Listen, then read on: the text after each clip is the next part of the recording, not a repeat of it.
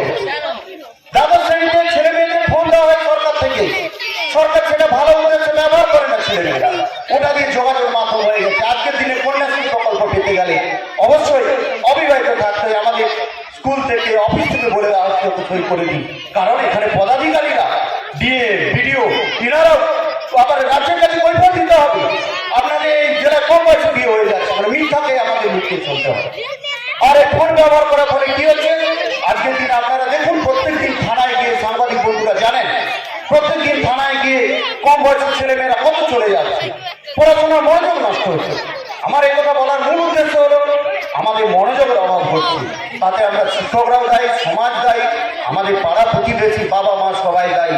আমাদের এটা দায়িত্বশীল ভূমিকা নিতে হবে, আমাদের এভাবে পড়াশোনার উপর মনোযোগ দিতে হবে।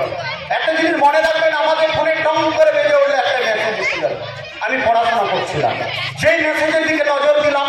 বিজ্ঞানীরা গবেষণা করে দেখেছেন 12 মিনিট ওই মনোযোগ ফিরিয়ে আসতে সময় লাগে।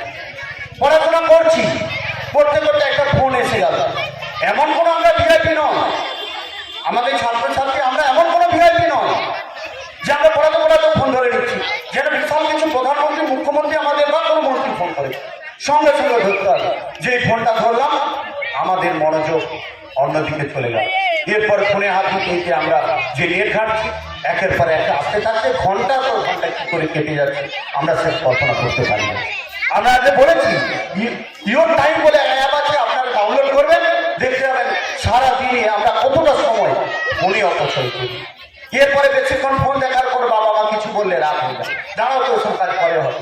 স্যার পড়াশোনা কথা বললে না, স্যারও ঠিক হয়ে যাবে, আমার তো হল ঠিক আছে, স্যাররা পড়াগার দেবেন না, পড়াগার দিলে তো আমি হুমকি দিয়ে দেবো, বাচ্চা দিয়ে এর বিয়ে করে দেবো, এবং পরীক্ষা শেষে গোটা রাস্তা জুড়ে মাইক্রো জেরক্স ছুটতে ছুটতে যাবো। এই কিন্তু রাস্তার ধারে মাইক্রো নোটগুলো ছিঁড়ে ছিঁড়ে লোকের মুখের ওপর ছিঁড়ে দিয়ে চলে যাবে। এটা আমরা কোন সভ্যতায়? যে শিক্ষা ব্যবস্থায় ছেলে মেয়েরাই বিদ্যাকে শিক্ষাকে রাস্তায় ছুড়ে দেয়, তাদের অবস্থা কোথায় হবে? এরাই তো আগামী দিনে ভবিষ্যৎ নাগরিক হয়ে উঠবে। তাই এটা আমরা নিজেদের ছেলে মেয়েদের বোঝানোর চেষ্টা করবো। আমরা প্রত্যেকটা জায়গায় লক্ষ্য করি ছেলে মেয়েরা পরীক্ষা দিতে গেলে তার ছেঁড়া জিন্স পরে যাচ্ছে, পরীক্ষা দিলে কার দিলে তাদের পরে আজকে দেখে নেবো ওই বাইরে আছে, পড়াগার যাওয়া যাবে না। এখন যেন মাইক্রোটাইজ সিস্টেম হয়ে গেছে। আমাদের এই নৈতিক অধঃপতন আমাদের কার জন্য দায়? আমাদেরও আছে, শিক্ষক সমাজ, বাবা মা, গার্ডিয়ান সবারই আছে। এই গত কয়েকদিন আগে আসলেন কয়েকজন স্যার গার্ড দিয়েছিলেন।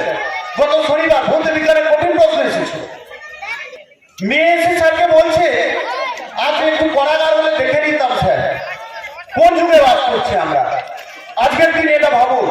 এবং মাধ্যমিক উচ্চ মাধ্যমিক পরীক্ষার ক্ষেত্রে নোটের বহর, নোট করুক রাস্তাঘাটে, লোকের উপর রাস্তাঘাটে, এখন আমরা লক্ষ্য করবো। গত শনিবার যে পরীক্ষা হয়েছে এখনো দেখবেন রাস্তার ধারে সেই মাইক্রো জেরক্সের টুকরোগুলো পড়ে আছে। আবার আগামী দিনে উচ্চ মাধ্যমিক আগামীকাল থেকে শুরু হচ্ছে, শেষ পরীক্ষার দিন লক্ষ্য করবেন ছেলে মেয়েরা গাড়িতে করে যাওয়ার সময় গোটা রাস্তায় নোট ছিটিয়ে যাবে, লোকের মুখে